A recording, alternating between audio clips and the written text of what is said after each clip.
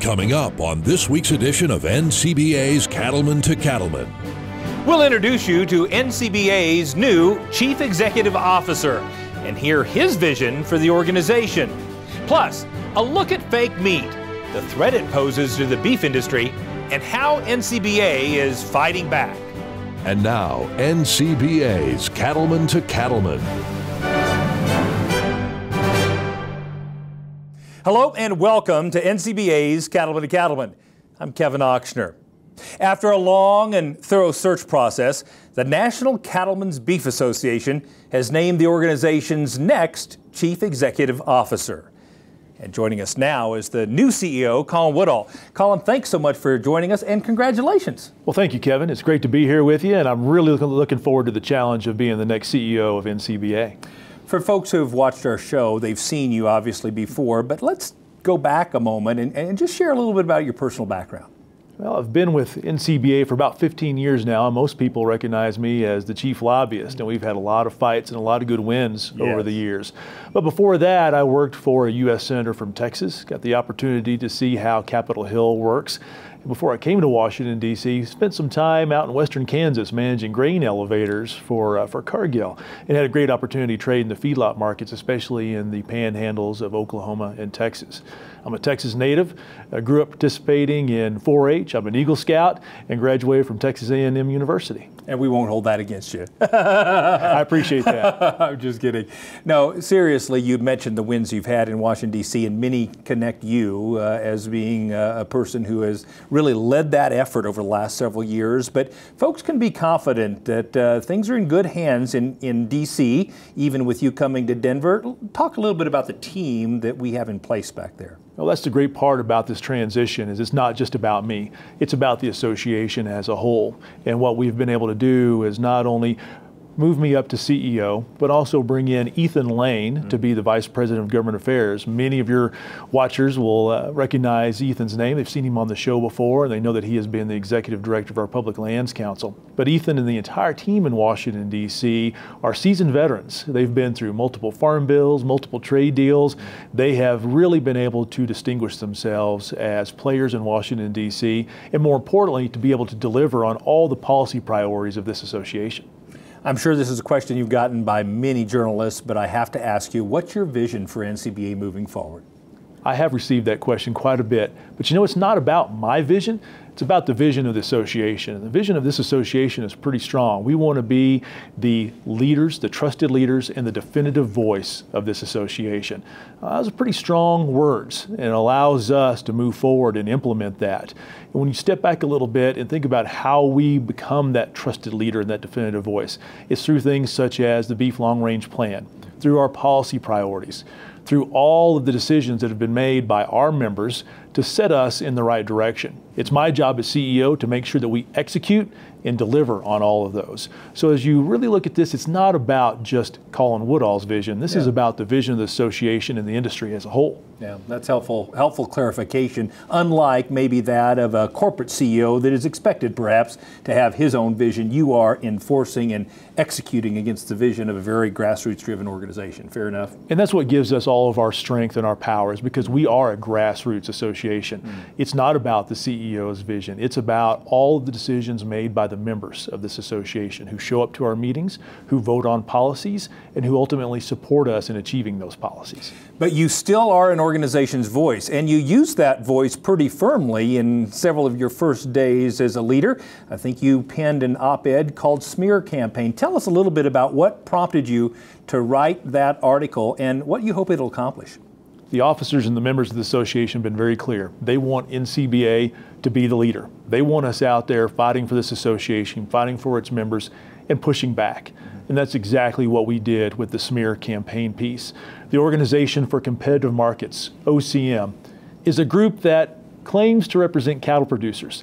But what we have found is they're actually just a puppet group for the Humane Society of the United States, HSUS. Their executive director, Joe Maxwell, has worked for HSUS and been an operative of theirs. Their communications director has worked for HSUS. So when you see OCM, you're seeing HSUS. and vice versa. And it was time that we called them out, because what they said is that we were granting ourselves checkoff dollars. Well, they failed to realize the entire process of how this works, Kevin. And it's the Beef Promotion Operating Committee, made up of cattle producers, some who are NCBA members, some who are not, that ultimately make the decision of who gets to be a contractor. And we are one of 8 contractors, and in fact, we didn't even get all the money that we had asked for. So it's important to put things in perspective and to call out when misinformation is put out there in the airwaves, like OCM did. Colin, you mentioned earlier that NCBA had a couple of big wins, and certainly chief among those was the repeal of WOTUS. Why was that so important to the industry, and how did NCBA work to make that happen? Waters of the United States was nothing more than a government land grab. This was EPA and the U.S. Army Corps of Engineers telling cattle producers how they can and cannot use their land. As you can imagine, that's a slap in our face and a slap to private property rights. So this is something we've been working on for well over a decade, and it really formalized itself in what became the 2015 Obama WOTUS rule. We knew that we had to take this burden off of cattle producers. So we worked very hard as an association, both with the members of Congress and also with the Trump administration, to make them very clear that this was unacceptable, that we had to take these restrictions off of cattle producers. And fortunately, President Trump agreed with us. And so we've been able to work with the EPA to not only repeal the WOTUS rule, which just happened, but also talk about what's next in terms of water regulation, because water regulation is extremely important. We have to have clean water in order to have cattle operations. We just need to make sure we do it without taking our private property rights away. Exactly. Another key achievement that many of us applauded was the recent bilateral between the United States and Japan, something that we were hoping for since we pulled out of TPP. Why is that so important to the beef industry? It's important because what it does is it puts us on a level playing field with all of our competitors, including Australia, New Zealand, and Canada, those who are trying to beat us in that Japanese market. And they were doing a pretty good job here in 2019 because their tariffs were lower. Basically, their tax was lower. And anytime you have a lower tax, you have the ability to sell more product, and we saw that. We needed to be able to get back on that level playing field, have the same tax across the board. That's what this deal did. And we know that anytime we're on a level playing field, we will always win on taste. Absolutely. Very confident of that. Thank you for your perspective on this, and I'm going to keep you here because we have a few more questions to ask you about a couple of other issues. But first, as Colin just said, the trade deal between the U.S. and Japan is a huge win for the beef industry. Although Japan has long been our leading trade partner, Dan Hallstrom, President and CEO of the U.S. Meat Export Federation, says there's real opportunity for additional growth in the Japanese market. The basic situation with Japan is it's a very wealthy culture, the largest savings rate in the world, and they're able to pay for quality. And this is really the in that we have, is that with our high quality grain-fed beef, tasty beef, and it's not the cheapest beef, nor do we want it to be the cheapest beef, there's a large segment that can afford it and demand it in Japan. And we're seeing a Niku boom, a meat boom, going on in Japan. In all segments, traditional retail, regional retail, food service, all the different concepts within food service. It's just absolutely booming. And we are taking a share over the years from Australia, but there's a lot more we could take. We're still not back to our pre-BSE levels on market share versus Australia. So it used to be 2/3 US, 1/3 Australia. It's flipped. We're now closer to 50-50, but we used to be 70% of the markets. There's some growth here that is untapped, and we're looking forward to exploring that further. Now, the best way to stay up to date on trade and market issues is by becoming a member of NCBA. It's easy to do. Just call 1-866-233-3872 or visit the website ncba.org. Still ahead on Cattlemen to Cattlemen, we'll explain how NCBA is working to protect the industry and consumers from fake meat and misleading labels. Stay with us. We'll be right back.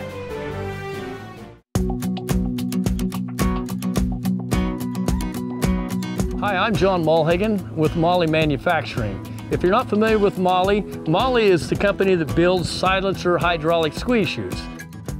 Today we're loading cattle, and I'd like to show you how our adjustable alley and adjustable loading dock works. And so what I'm going to do here is I'm simply going to grab this lever and start bringing this deck up to the correct height so we have a perfect dock height every time. And I'm not sure where my dock height is correct yet or not. You'll come on back, we'll watch the dock, and you closed up right there. I'd like to have this deck just a little bit higher. We don't want to have a chance of those animals' feet coming out of there. Ah, look at that. Maybe the most important thing for the safety of your operators is this deck right here.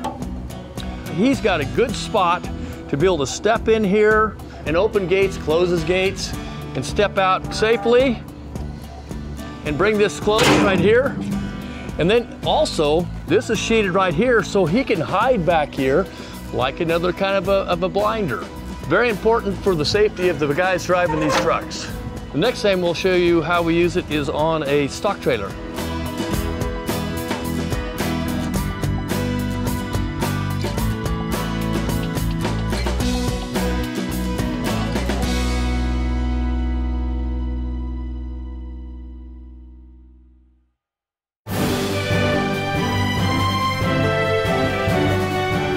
Fake meat is a real concern for the beef industry and an issue we need to be watching very closely.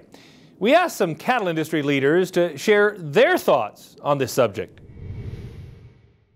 Number one, we have to talk about the plant-based meat, the stuff that's already on the market.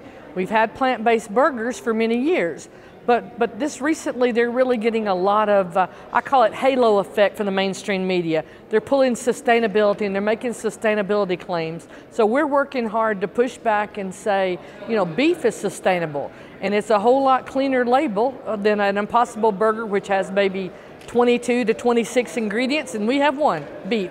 We're all about consumers having a choice. We want to make that clear. We think if they're given that choice and given correct information, truthful information, they're going to choose American beef more often than not. But at the same time, we do want to make sure, like with any other food product, that the fake meat type material, subject to the same inspections, same health considerations, the same safety considerations, the same regulatory scheme that we are, and most particularly having the right inspection program, at the same time having the right labeling. Honest, accurate labeling is what we're all about. We've had some good success with USDA and FDA in terms of how the product is going to be administered, how it's going to be supervised. You know, part of the fake meat, that's bigger than just a soy-based or something like that. It also has to do with lab-based meats or cell-based technology. So there's a lot of things coming up there, and your policy can't just be based on the soybean-related products. It's got to be related to all facets of fake meat. And as long as the public identifies it as fake meat, maybe we've done our job. Let's talk more about the topic of fake meat. Here once again is NCBA CEO Colin Woodall, and also we're joined by Minnesota Cattleman Don Schiefelbein, who also serves as NCBA's Policy Division Chairman. Gentlemen, thank you for coming and spending some time talking about this important topic. I want to begin with some level setting, right? I hear a lot about terminology, alternative protein, plant-based protein, lab meat, fake meat. Set the record straight, Colin, and give us some definition around these products that are trying to steal beef's market share. Kevin, there's a lot of alternative proteins out there. Beans are an alternative protein that would love to steal some of our market share. But when you look at what NCBA is doing right now, we're looking at two different classes. The first one is going to be those products that are plant-based, things such as the Impossible Burger and the Impossible Whopper right now, and also Beyond Beef and the Beyond Ground product that we see. That is out in the grocery store shelves today. You can get it today, and we're trying to make sure that producers and consumers both know exactly what that product is. But we also have the cell-based or lab-grown beef, where they are taking cells from bovines and trying to replicate our product. Now, none of that has made it to the retail chain yet, but it is something that is definitely in development, and those are the two areas we're looking at, the cell-grown product and the plant-based product, the two things that are definitely trying to compete with us. And Donnie, tell us, why is fake meat such a concern for beef producers? Well, I guess you don't have to look any further than look at the two CEOs and the statements they're making about what they want to do, and they're clearly on record saying they want to eliminate animal protein. You know, if that isn't a threat, I don't know what a threat is, right? And so I think it's very important that we stay focused on making sure we're defending our product and making sure the consumers clearly understand what it is they're purchasing when they're purchasing these fake meat products. So as Policy Division Chair, did you have something to add? Yeah. Key component of that is just also the realization that these companies are marketing off of our backs. Yeah. They're not talking about why their product is great, they're talking about why our product is bad. Yeah. And so disparaging us in the marketplace is not acceptable. And on top of that, they want to use the term beef, also unacceptable to us. Right, and I guess at one level, imitation is the best form of flattery, but to your point, they are disparaging, using disparaging comments as their key differentiator. And we've developed this reputation of beef for many, many centuries, right? Sure. And as far as we're concerned, beef is beef and there is no alternative. So as Policy Division Chair, Don, how long has NCBA been working on this issue and what prompted the organization to take action in the first place? Well, like all policy, all of our policies begin at the grassroots level. So it initiates through producers saying, hey, there's a need here. It percolates up through the chain, through our affiliates. The state affiliates bring forward the policy to our national organization, and we decide whether or not we're going to vote up or down on the policy. And of course, this one was obviously one that was key, and we decided we're going to move forward with this policy. So it's been a 2-year process, but it was identified early, and I think fortunately, relative to some other agriculture organizations like dairy, who didn't act promptly, we're out in front of the game today. Being very proactive. Exactly. Yeah. So let me clarify one thing. Is NCBA opposed to alternative proteins?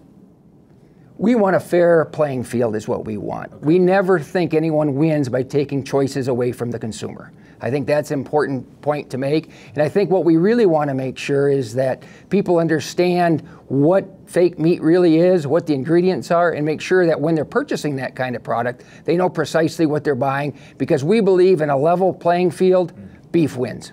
Yeah, I agree. And Colin, you had mentioned there are several of these products already on the market. I just saw one advertised on Sunday when we went out. What is your expectation relative to the growth in market share that these products might be taking, and what's going to drive that? No doubt that there's a lot of attention given to these products right now. You can't watch football without seeing an Impossible Whopper commercial on TV. Yeah. And of course, every time one of those comes up, we draw up a little bit, as you can imagine. Yeah. But we also have to keep in mind that there's still not a whole lot of acceptance of this product. Great example, I was in my local Safeway about 2 weeks ago, and there was the Beyond Beef ground product that was in the meat case next to ground beef. And it was still fully stocked and had all the markdown stickers on it. So we're still seeing that the consumer's not 100% on board, but we can't let that cause us not to act. We have to make sure that we keep the pressure on and ensure that they are being accurate in their marketing, and more importantly, do everything we can to protect that term beef, because as Don said, that's ours. You're right. Absolutely. And you both talked about the disparaging comments. Don, are you concerned about how they're positioning the health and wellness benefits of these alternative products? Yeah, you know, I think they're misleading the consumer by devoid, by not telling them fully what it is. When you start to look at the product and you have health professionals look at the product, they're quick to point out if you're buying this product for healthfulness, you're probably not making a good choice. You can just take a glance, Kevin, through the list of what's in these things. Okay. And I mean, it's like expeller pressed canola oil, methacellulose. Oh, sure, that sounds good. Maltodextrin. And I mean, it sounds like more Frankenfood than it does anything else, right? And I think it becomes important that we get that message out so people clearly see what they're buying. Yeah. And I think if those kind of product names sound a little familiar to you, do you know what? A lot of these same ingredients are in your regular dog food that you purchase. Wow. So, you know, I think we just got to be clear on what they're buying and make sure they understand what they're buying. Do you all find it interesting that the same set of consumers who were concerned about, you know, GMOs and even processing the food are now embracing this? Is that odd to you, Colin, or not? It is odd. It is something that we've asked in Washington, D.C. among the policymakers. Yeah. How can you not support GMOs, but all of a sudden think that this ultra-processed product is going to be the savior for the environment? Right. It does not add up. And you mentioned the environment. I see a lot of articles referencing climate change, environment, animal welfare as being the primary reason that even if you like meat, traditional beef, you should try these alternative proteins. What do you say to that? We have a lot of hungry mouths in the world today, and there are more to come. But we have less and less arable land.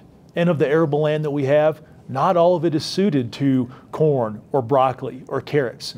We have a lot of range land that our animals can graze on. We can help with carbon sequestration. We can take that food stuff that is of no use to us as humans, and we can turn that into high quality beef, which people love here in the United States and they love around the world. That is truly a superpower. And I think telling that story and making sure that people see it in the context is going to be very important for us to maintain the high ground here and try to debunk a lot of the myths that impossible and beyond continue to perpetuate. And I think the reality is, Kevin, that when you look at the health benefits of beef and the reality that's coming around, that beef truly is a very good. So yeah, for everything, they've just turned directions, and their goal is not necessarily healthfulness, et cetera. They just want to eliminate beef production. Exactly. And I think now they're taking aim through the environment. Well, and when you alluded to it, when you have the CEO of Whole Foods saying things like, don't eat this for health benefits. I mean, don't think you're being more healthy by eating Impossible Burger, or Beyond Beef. I think that says a lot, don't you? I think when consumers really understand what they're eating, what the ingredient list looks like, we win very quickly on healthfulness. I don't know about your cows, but my cows eat plants, so I guess we're the original plant-based protein, That's right? Exactly right. That's exactly right. Still to come, we'll talk more about how NCBA is fighting to ensure that fake meat is properly regulated by the federal government. We'll be right back.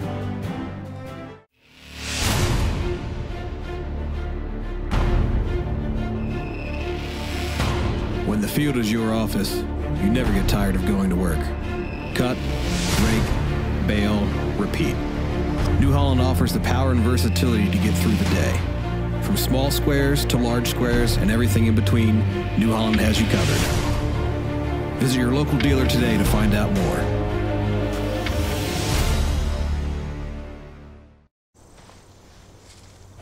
Out here, you know what needs to be done, and you know what it means to those you're doing it for. But every sunrise brings something new, with the weather, the soil, the markets, your machinery. You can't always predict what it will be. So it's good to know that Ram trucks are more than capable of helping you get it done right.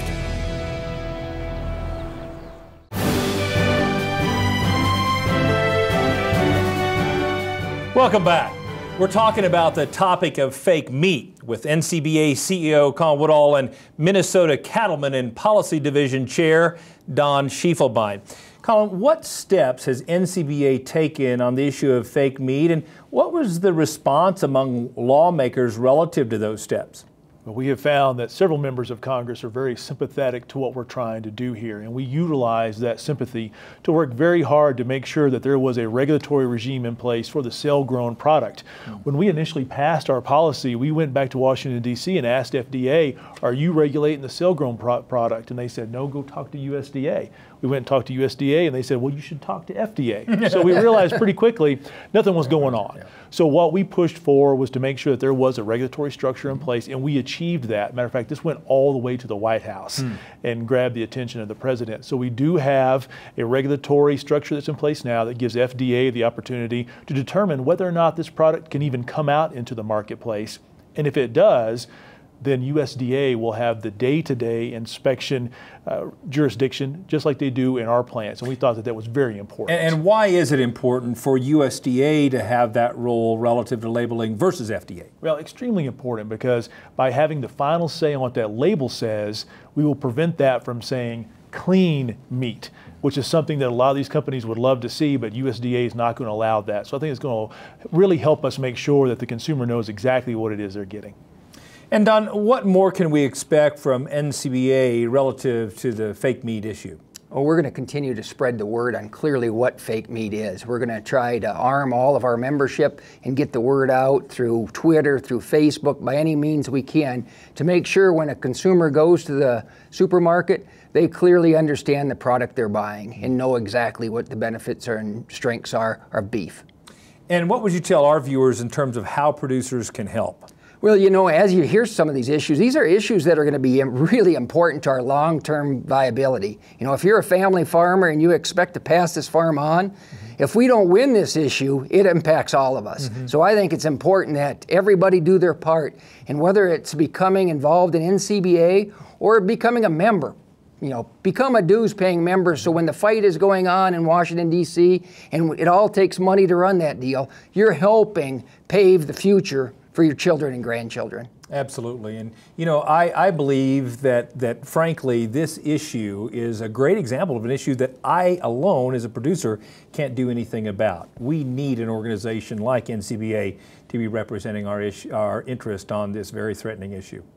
But more importantly, it's about making sure that we as an association know what issues of importance are to producers. Good. Because again, we wouldn't be working on this if it wasn't for NCBA's members stepping up, identifying that threat and passing the policy, and then turning us loose to go fight for it. Gentlemen, thanks for coming today. Thank you for your leadership. Thank you. Now, if you'd like to stay up to date on all the key issues and events from DC, one way is by becoming a member of NCBA. Members get the Beltway Beef newsletter. It's a weekly update straight from Washington that gives valuable insights on the key policy initiatives that may impact your business. To join, just call 1-866-233-3872, or you can visit the website ncba.org. Still to come, we'll tell you how the beef checkoff is working to educate consumers about the many benefits of choosing beef. Stay with us. We'll be right back.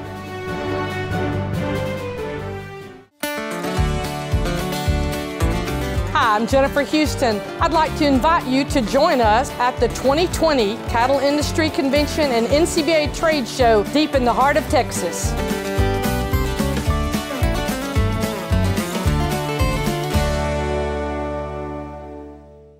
At Case IH, we believe it's our job to provide you with solutions. That's why our Farmall and Maxim tractors, as well as our tools and attachments, are designed with you in mind. From mowing to baling to loading and more, we're here to help turn your to-dos into to-dones. At Case IH, we'll keep your days running smoothly with equipment that's durable, versatile, and highly efficient. No wonder farmers are more loyal to Case IH than any other brand. Visit your local dealer or go to caseih.com/livestock for more.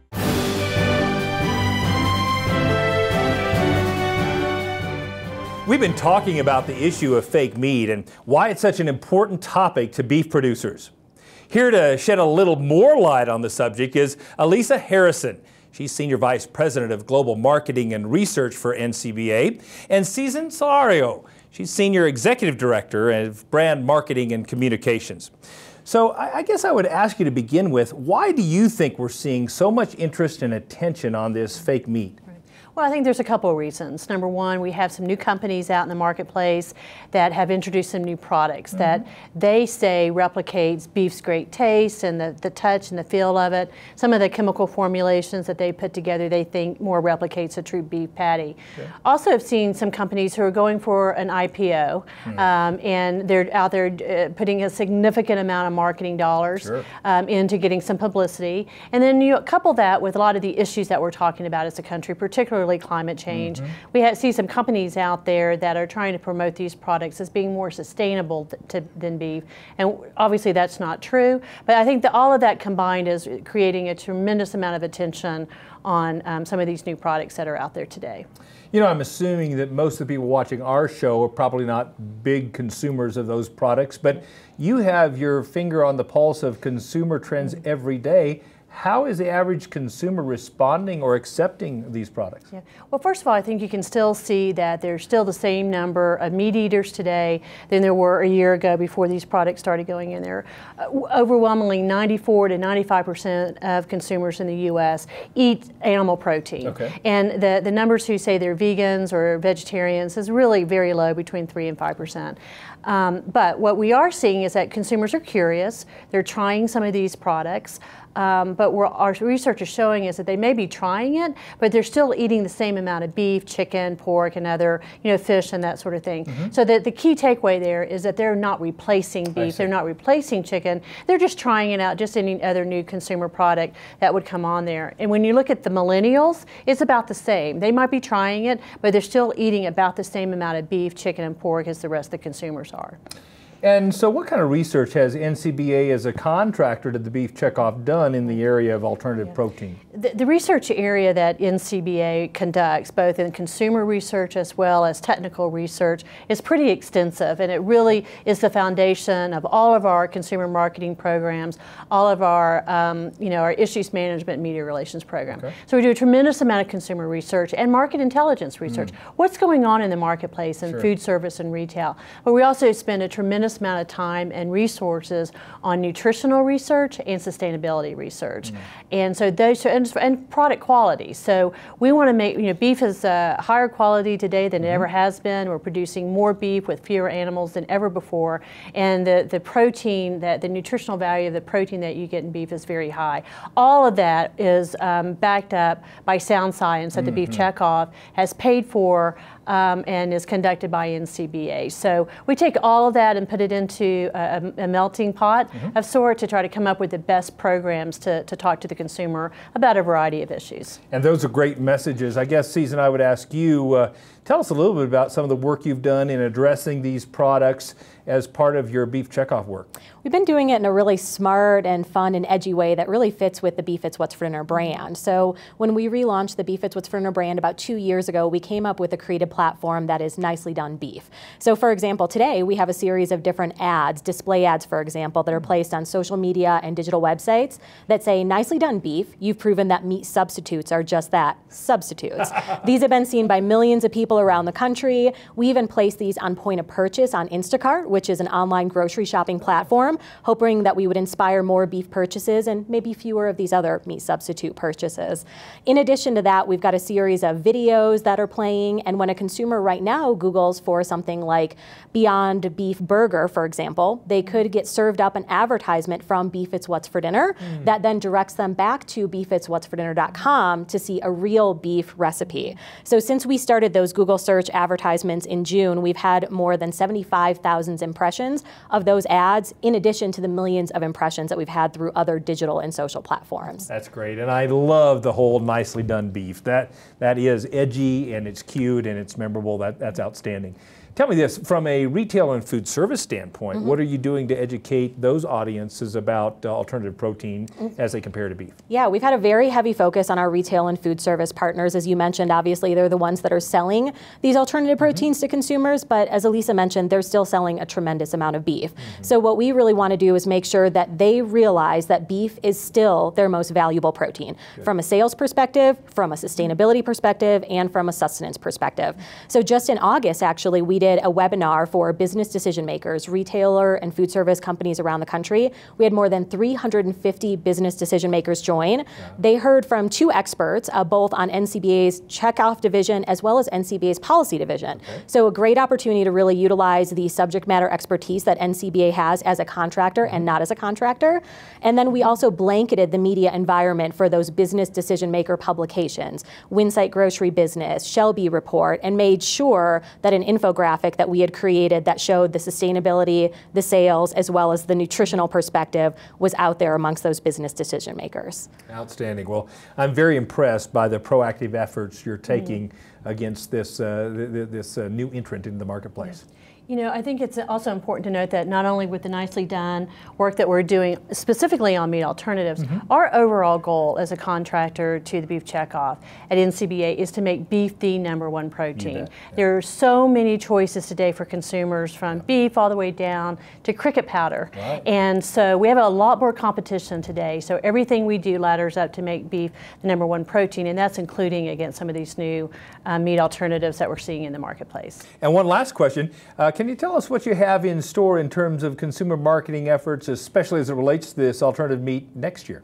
We are so excited with the direction of Beef It's What's for Dinner. Coming up in October, we're actually launching for the first time an entire series focused around beef quality assurance and bringing BQA to consumers for the first time ever. This is a follow-up to the success of our Rethink the Ranch series that we released 2 years ago that showcases the hard work of farmers and ranchers around the country. This is showcasing people that are BQA certified across the country for the first time to consumers. So we'll be running a new series of videos on our YouTube channel, on social and digital media, and for the first time, we're placing those videos on connected television platforms like Hulu. So as a consumer is streaming some of their favorite TV shows, they might see one of our Beef It's What's for Dinner ads. And then as we head into the holidays, we're also very excited. We have a special treat in store. I am sure, Kevin, you and your family watch the Yule-log as you're opening holiday gifts. Well, this year for you, we have the beef drool-log, which shows a prime rib roast slowly roasting over an open flame for 2.5 hours. So we're encouraging people to slow down and savor the holidays with beef this year. You can bet your bottom dollar we will have one of those prime ribs in our oven on Christmas. Thank you both for being here and for all you do to encourage consumers to choose beef. Okay. Thank you. Now, don't forget, you can check out the Beef It's What's for Dinner website for a great interactive experience. You'll find things like recipes, information on beef cuts, and nutritional information at this one-stop shop for all things beef. Still to come on Cattlemen to Cattlemen, we'll introduce you to an operation in Florida that's leaving the land in better shape for future generations. Stay with us. We'll be right back.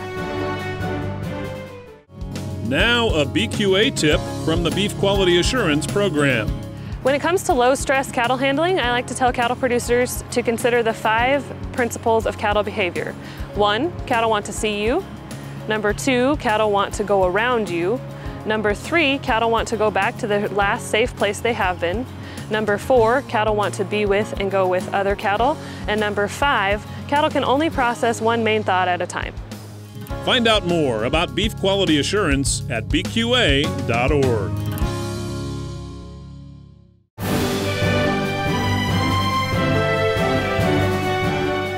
The Environmental Stewardship Award Program recognizes the nation's best cattle and livestock operations for their outstanding stewardship practices and conservation achievements.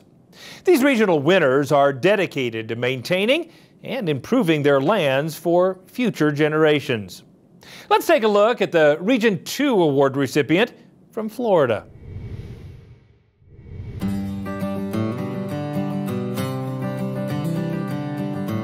On Blackbeard's Ranch, Brian Jones and his cowboy crew are working to beat the heat of the day by moving cows and calves just after sunrise. The 4,500-acre ranch was purchased by Galinsky Enterprises in 2014 and is managed by Florida cattleman Jim Strickland. My family has been in Florida for 6 generations. We've always been in the cattle business. The cattle here on the ranch consist of cattle that we have kept for generations, that we've adapted to this environment for generations. And the cattle herds, we have a Brangus cattle herd, we have a Beefmaster cattle herd, and then we have a crossbred cattle herd that are mixtures of Brangus, Beefmaster, and Brayford. Today in southwest Florida, houses are going in where cows were once grazing.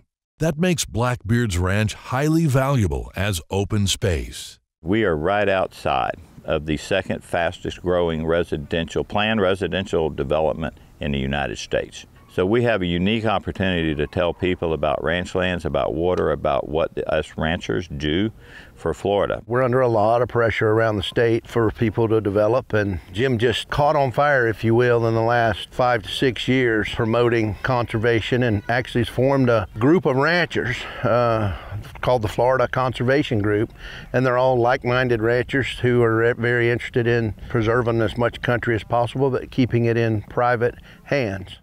The wetlands of Blackbeard's Ranch play a critical role in protecting water quality downstream. That's one reason why Jim worked with NRCS to put 1/3 of the ranch into a permanent conservation easement. That's 1,500 acres where Blackbeard sold the development rights. So that area can never be developed. It can't be converted into something more intensive, and that those wetlands will be restored and that native hydrological regime will be restored. All we're doing is giving up the right to build a house. We're still grazing cattle on it. It's going to be a little wetter than it was, but it fit for us. That easement program fit for us. Over the past 4 years, the ranch team has worked to thin dense trees and remove invasive plants, using herbicide treatments and prescribed burns to help restore native habitat. So our burning plan is we burn 50, 60, 100 acres at a time in a mosaic situation. We're trying to help the cattle, we're trying to help the land, but we're also trying to help our wildlife. So our burns are going to look a little different than others, but it's so important to the cattlemen of Florida to have that ability to burn our ranch lands. So I think what he has done has been a tremendous service to conservation. You know, if we want to protect, Florida's water and wildlife, we have to have a profitable cattle industry here, because that's where the wildlife are. To implement a rotational grazing plan, new fencing has been added, and the ranch team has installed water troughs driven by wind and solar power.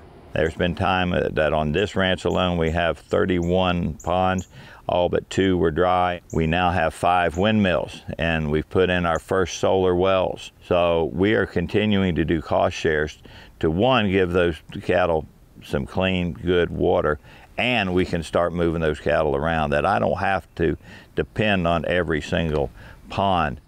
Jim has also diversified, producing a variety of food products, including Blackbeard's ranch beef, honey, and pork from Mangalitsa hogs raised on ranch pastures.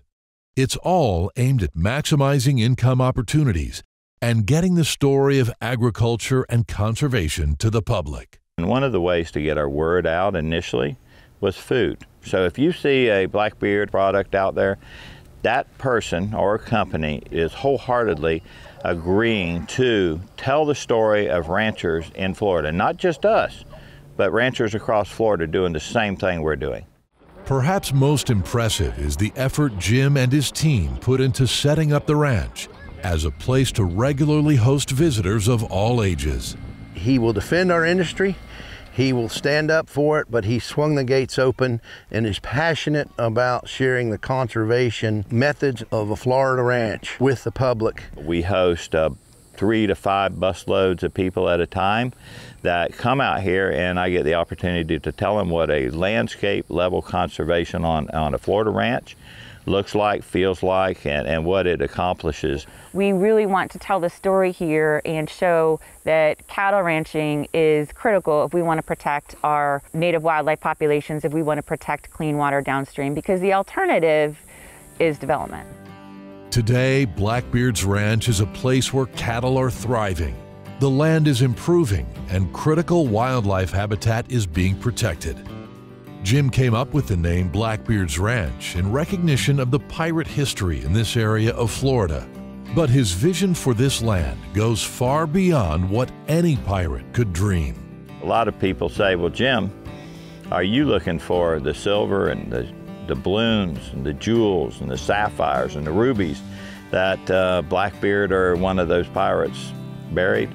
I said I would love to find it, but the real treasure is the land itself. So we're looking forward to the future here. There's a lot of variables out there. Are we still improving? Every day.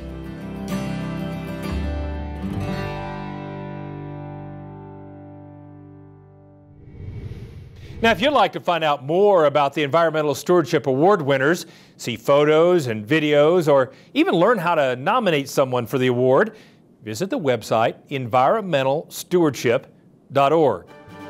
Still ahead, it's time for a visit with our good friend Baxter Black. So stay with us. We'll be right back. What does it mean to be an American cattleman?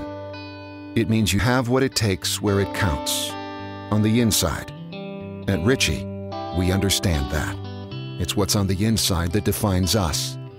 We share the same values: ingenuity, commitment, sense of pride. These are the values that built this country. They're the values that built this company. Ritchie, proud to be a partner to the American cattlemen since 1921. At Leachman Cattle, we're committed to building more profitable cattle. As a third-generation seed stock producer, our family has been in this business for over 80 years. Today, we have the best technology ever to build more profitable cattle. Our dollar profit index is a leader in the industry to help you balance all the traits that drive your bottom line. Give us a call or go to www.leachman to learn more. We know you're up before the dawn because the cattle rise before the sun. And you spend long hours in the saddle because the herd isn't always over the next rise. And you care for the land because you know it takes care of your family. And we know you do great work. And it's time to tell that story to the marketplace. IMI Global is here to help you do just that. Now, I suspect most of you cowboys have heard the story about Christmas. It started with this cowboy named Joe. Married a girl named Maria, and she was in the family way. Well, they'd been riding several days, and late one night, they spotted the lights of a little burg. There was only one hotel in town, and Joe offered to chop wood for a room, but they was full up. The clerk said they could lay out the rolls in the livery stable, so Joe built him a nest in one of the stalls and went out to rustle up some grub. Well, when he came back, Maria was fixing to have that baby. Well, Joe panicked. He went looking for a doc, and by the time he'd got back, Maria done had that baby, and it was a boy. And they discussed what to call him, and Joe wouldn't have minded if they'd have named him Joe Jr., but Maria wanted to call him Jesus, a promise she'd made before Joe knew her. Well, Maria was tuckered. Jesus was sleeping like a baby, and Joe was ticking like a $2 watch. And just then he heard singing, and in through the door of the livery come 6 Mexican sheep herders, and they gathered around the baby and said, "He sure looked good. Niño especial," they said. And then they laid out some tortillas and commenced to visit. And then 3 more fellers rode right up. It was 2 Indian braves and a black cavalry scout, and they told Joe that they'd had a vision and followed a star right to this very spot. And Joe said, "No kidding." Sure enough, they said, this was a special baby. He'd be a chief someday, and that was good news to Joe. And not only that, they brought presents for the baby. Well, Joe and Maria were overwhelmed. One of the herders tied together a little crib and packed the bottom with straw and laid sheepskin over it. Well, Maria laid baby Jesus in it, and he never woke up. He just gurgled and smiled, and then the whole bunch of them stayed up all night talking about Christmas. And Joe never forgot. And he did his best to raise his son right. And when Jesus went on to bigger and better things, Joe'd remember that night, when a handful of strangers helped his little family through a hard time. And he told Jesus about it when he was old enough to understand how just a little kindness to your fellow man can go a long, long way. And Jesus took it to heart. Merry Christmas. This is Baxter Black from Out There. Now, remember, registration is open for the 2020 Cattle Industry Convention and NCBA Trade Show. There are a lot of reasons to attend, including the chance to hear some great speakers. For example, former astronaut Scott Kelly will give the keynote address at the opening general session on Wednesday. You'll want to hear the life lessons Captain Kelly has to share about his amazing career. Your convention registration includes admission to this and all the guest speakers. You can get all the details at ncba.org. We're back with more right after this. Hello, friends, and welcome to the NCBA's Cattlemen's Call podcast. Now, the goal of this podcast is to focus on the people in the beef industry. So we're taking the time to talk about what everyone else is talking about for cattlemen and women to share what's on their minds. And make sure and subscribe to the Cattlemen's Call podcast today.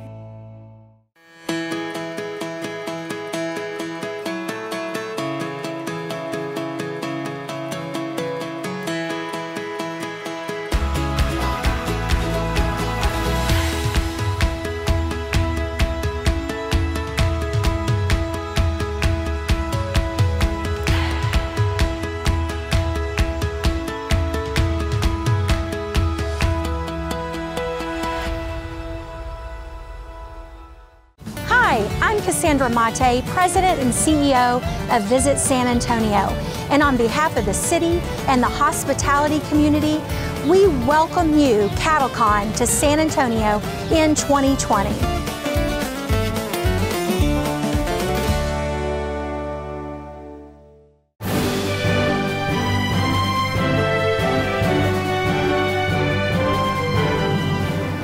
NCBA works every day to increase profit opportunities for cattle producers, but the organization's success depends on a strong membership base.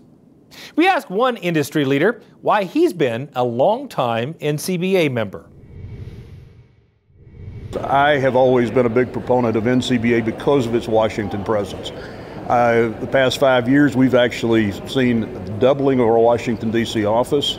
It gives every every member a voice in Washington, D.C. Regardless of where you are, how big, how small you are, you have somebody looking out for you in Washington, D.C.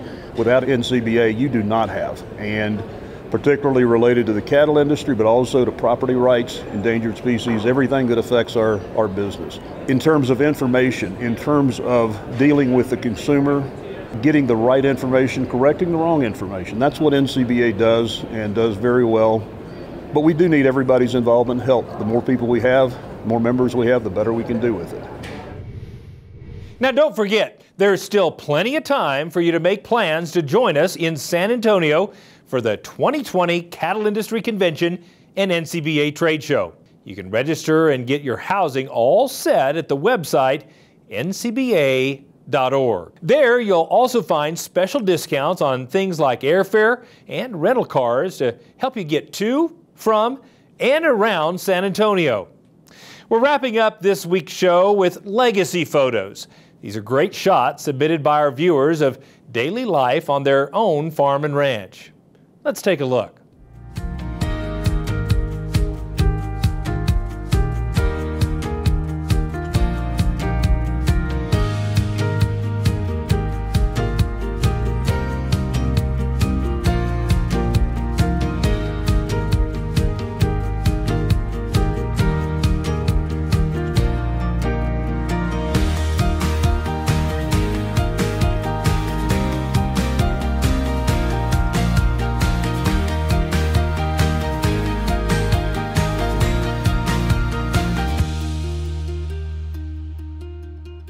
Want to see your photo on Cattlemen to Cattlemen? Message them to us on the Cattlemen to Cattlemen Facebook page or email them to c2c@beef.org. Well, that wraps up this edition of NCBA's Cattlemen to Cattlemen. Thanks so much for spending time with us. We'll see you again next week right here on RFD TV.